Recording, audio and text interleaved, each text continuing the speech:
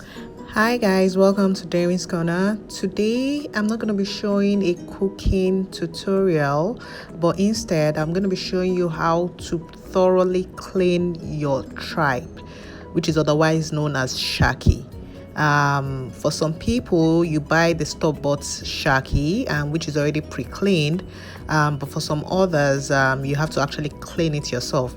So I'm going to be showing you how to thoroughly clean your Shaki and ensure that all the dirt and all the debris is actually removed from the Shaki.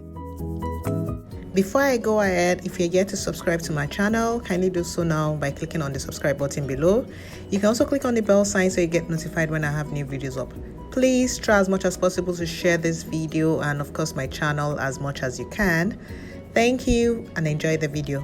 Bye.